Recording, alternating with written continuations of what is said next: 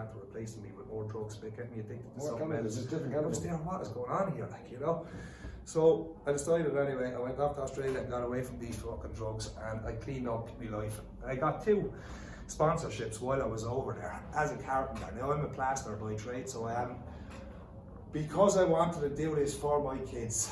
The kids were there with me as well, and it was an expensive journey, like, you know. So I had to do this, I had to get this sponsorship. So I got the sponsorship after 9 months and we were settled.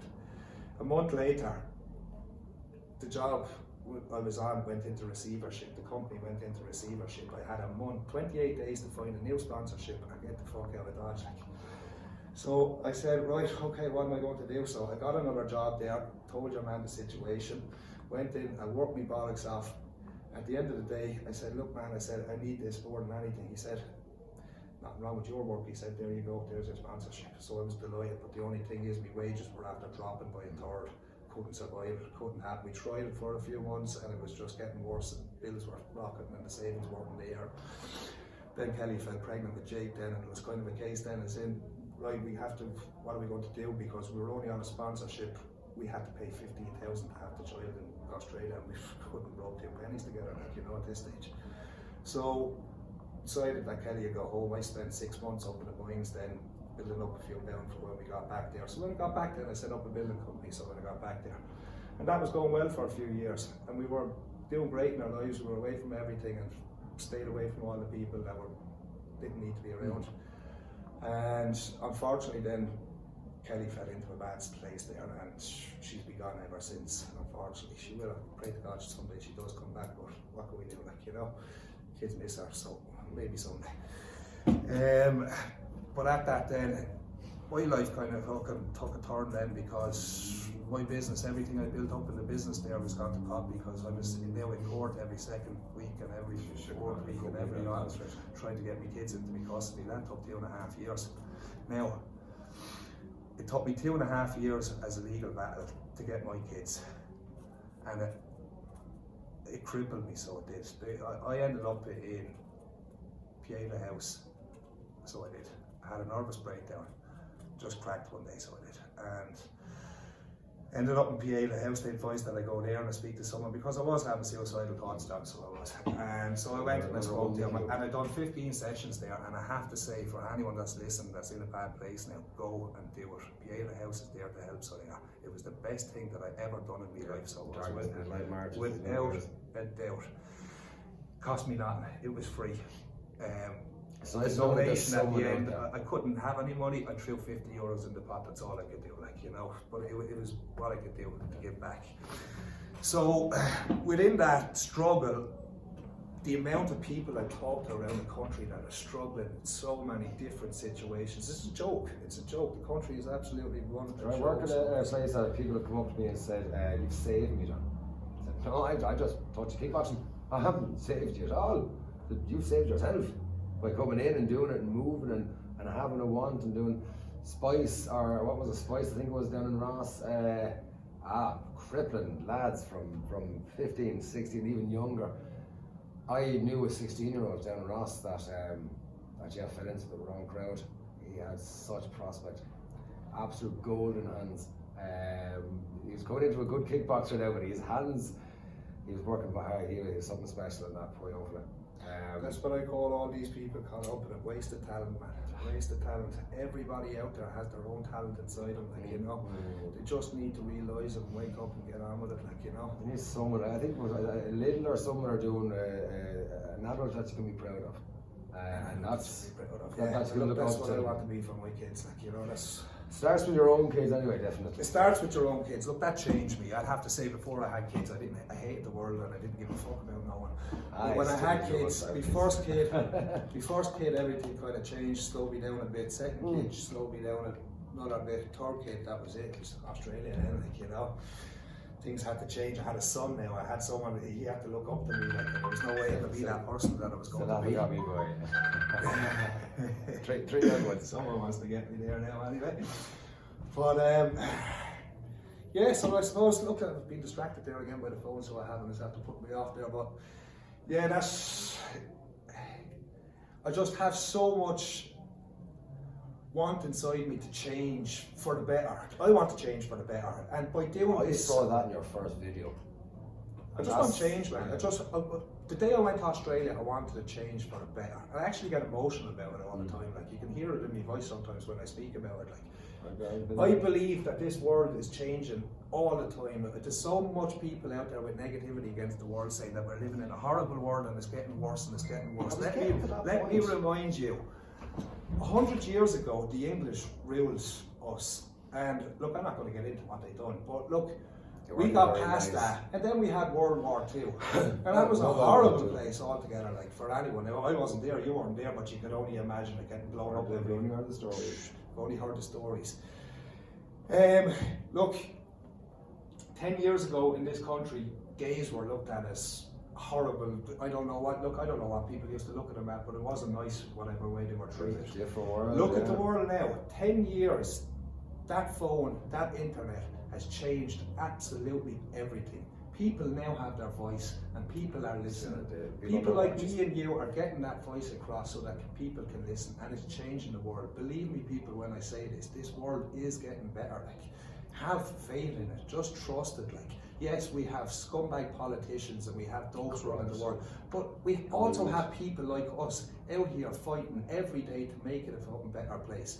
I'm not fighting to make it a better place. I'm enjoying doing what I'm doing. Just trying to do good things. Just be good. It's like this. It's the law of attraction. If you're good, good stuff comes your way. If you're bad, bad stuff comes your way. Karma, man. Karma. I am a firm believer of karma, and I believe the last 10 years of my life have been the karma for the 3 exciting years I had that before that. For my daughter, 3 very exciting years turned into 10 very dark, horrible years. Now I'm out the other side of it now. You can see that in me now. I'm out here now, and I want to make this place.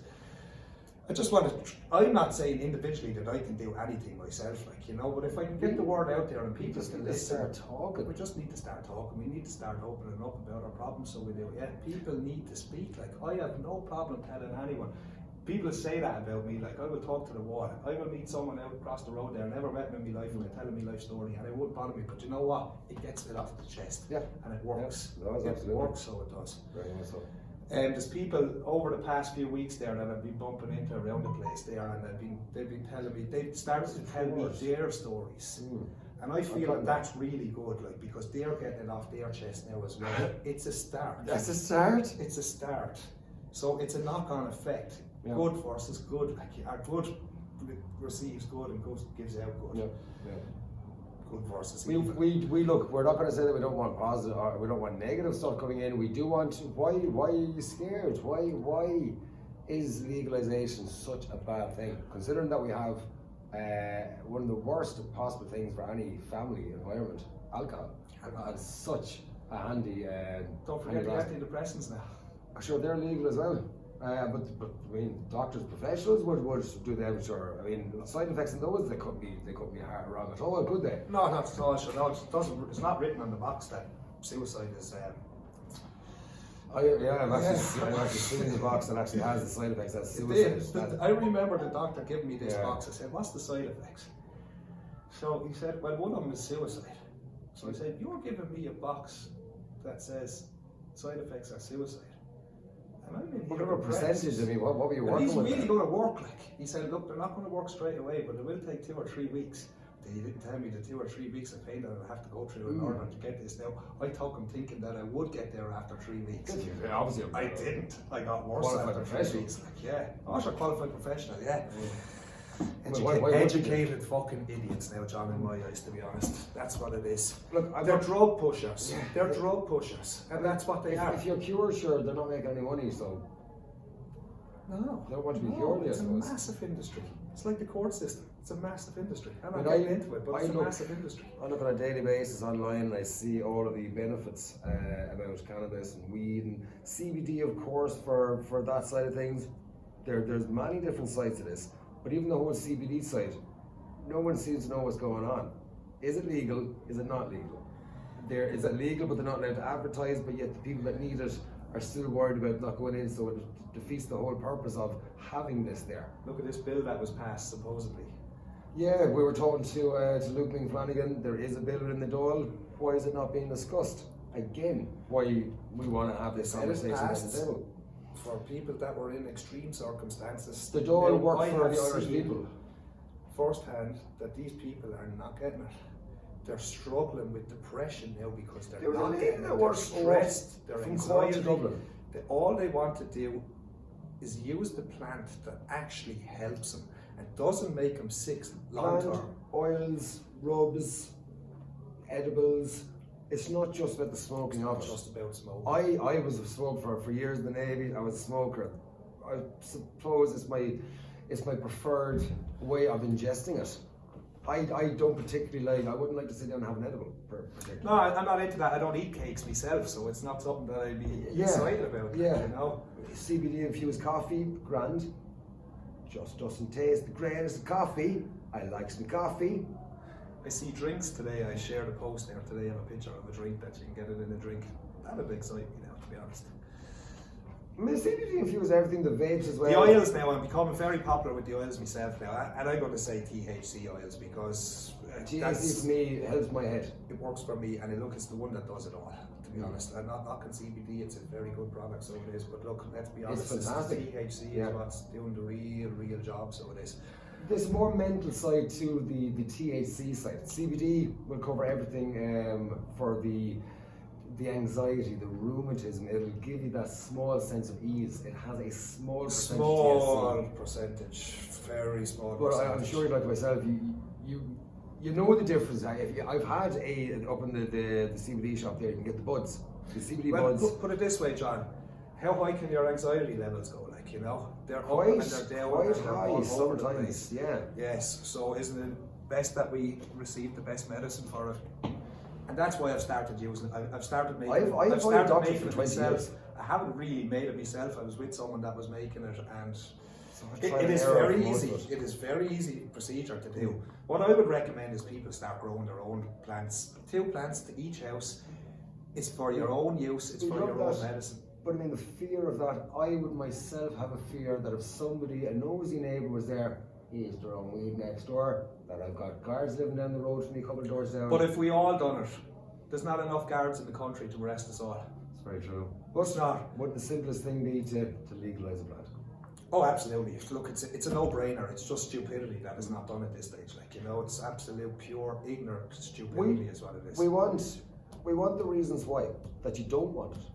We've given you enough for why we do. They're not there, John. They don't have them. They have bullshit. They have politics. They have bullshit. I can't see many negatives to it. I mean, let them do it right. Yes, they say that there's a psychotic side to it, but that's not understood.